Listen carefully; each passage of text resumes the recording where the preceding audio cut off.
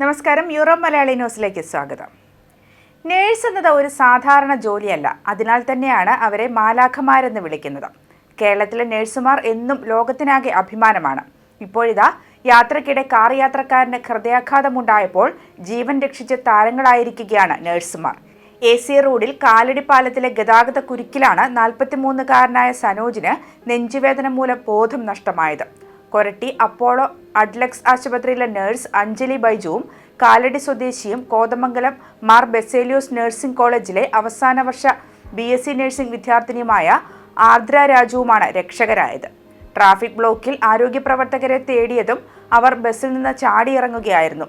CPR നൽകി അങ്കമാലിയിലെ ആശുപത്രിയിലെത്തും വരെ ഇവർ രോഗിക്കൊപ്പം ആംബുലൻസിലുണ്ടായിരുന്നു.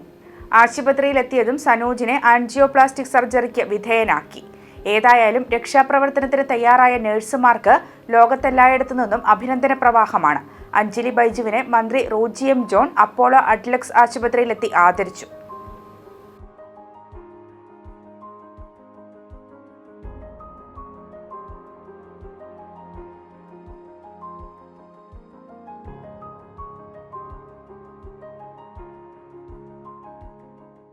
$50 ലക്ഷത്തോളം വരുന്ന പ്രവാസി ഇന്ത്യക്കാർക്ക് ആശ്വാസമായി EOCI കാർഡുകൾക്ക് തുടക്കമിട്ട ഇന്ത്യ.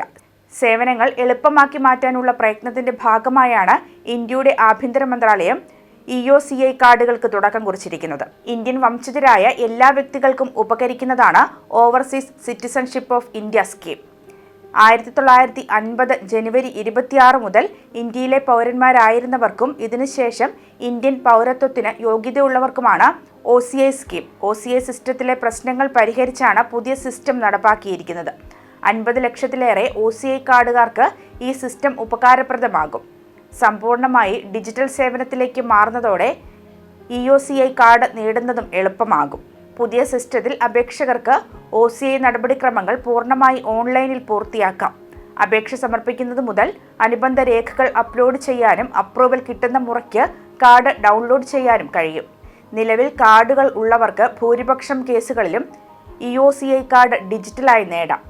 ഇതിന് പുതിയ അപേക്ഷയോ ഫിസിക്കൽ വെരിഫിക്കേഷനോ ആവശ്യമില്ല. 20 വയസ്സിന് ശേഷം പുതിയ പാസ്പോർട്ട് ലഭിക്കുമ്പോൾ OCI ബുക്ക്ലെറ്റ് വീണ്ടും നേടണമെന്ന നിബന്ധനയും ഇപ്പോൾ ഒഴിവാക്കിയിട്ടുണ്ട്. അതേസമയം പുതിയ പാസ്പോർട്ട് നേടുമ്പോൾ ഓൺലൈനിൽ ഇതിന്റെ വിവരങ്ങൾ രേഖപ്പെടുത്താൻ മറക്കരുത്. 2 പെൺകുട്ടികളെ ബലാത്സംഗത്തിന് ഇരയാക്കിയ കേസിൽ പ്രതികളായ ആൺകുട്ടികളെ വെറുതെ വിട്ട വിധി റദ്ദാക്കി അപ്പീൽ കോടതി. ഹാംഷെയറിലെ ഫോർഡിംഗ് ബ്രിഡ്ജിൽ നടന്ന ക്രൂരമായ അക്രമത്തിലെ കുറ്റവാളികളായ 15 വയസ്സുകാരെ യുവ കുറ്റവാളികളെ പാർപ്പിക്കുന്ന സ്ഥാപനങ്ങളിലേക്ക് അയക്കാനാണ് കോർട്ട് ഓഫ് അപ്പീൽ വിധിച്ചത്.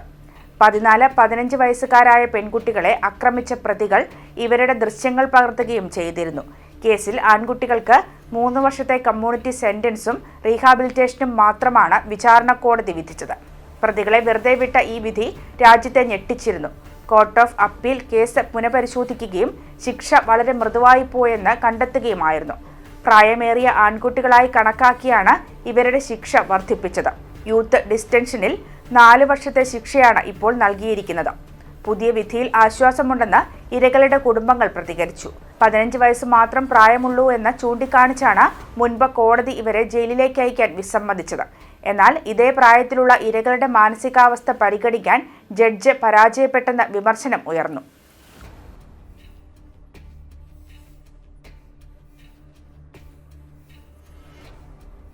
UK-യിലെ മലയാളി ഹിന്ദു സമൂഹത്തിലെ ആത്മീയ സാംസ്കാരിക സംഗമമായ ഭജനോത്സവം 2026 നാളെ ഡെർബിയിലെ ഗീതാഭവൻ ക്ഷേത്രത്തിൽ നടക്കും. രാവിലെ 9 മണി മുതൽ ആരംഭിക്കുന്ന പരിപാടി national council of Kerala Hindu heritage, Bhavalaya Bhajan UK എന്നിവയുടെ സഹകരണത്തോടെയാണ് പരിപാടി സംഘടിപ്പിക്കുന്നത്. പരിപാടിയുടെ പ്രധാന ആകർഷണമായി പ്രശസ്ത ബാലഭജന ഗായക സംഘമായ ഭാവലയ ഭജൻസ് ഭക്തിസാന്ദ്രമായ ഭജനകൾ അവതരിപ്പിക്കും. വിവിധ പ്രദേശങ്ങളിൽ നിന്നുള്ള ഭക്തജനങ്ങളും സംഗീതാസ്വാദകരും പങ്കെടുക്കുന്ന ചടങ്ങിൽ ആത്മീയ പ്രഭാഷണങ്ങളും ഭജനയും നടത്തും. ആത്മീയ മൂല്യങ്ങൾ പുതുതലമുറയിലേക്ക് പകർന്നു നൽകുക എന്ന ലക്ഷ്യത്തോടെയാണ് ഭജനോത്സവം സംഘടിപ്പിക്കുന്നത്. പരിപാടിയിൽ പങ്കെടുക്കാൻ താൽപ്പര്യമുള്ളവർക്ക് മുൻകൂട്ടി രജിസ്റ്റർ ചെയ്യാവുന്നതാണ്. വിജയികൾക്ക് ക്യാഷ് അവാർഡ്, ട്രോഫി, സർട്ടിഫിക്കറ്റ് എന്നിവ സമ്മാനിക്കും. മത്സരത്തിൽ പങ്കെടുക്കുന്ന എല്ലാ കുട്ടികൾക്കും സർട്ടിഫിക്കറ്റുകൾ നൽകും. കുട്ടികളിലേക്ക് ആത്മീയ ചിന്തകളും മൂല്യങ്ങളും പകരുന്ന ഭക്തിസാന്ദ്രമായ പരിപാടി ഇത് വേണ്ടേ.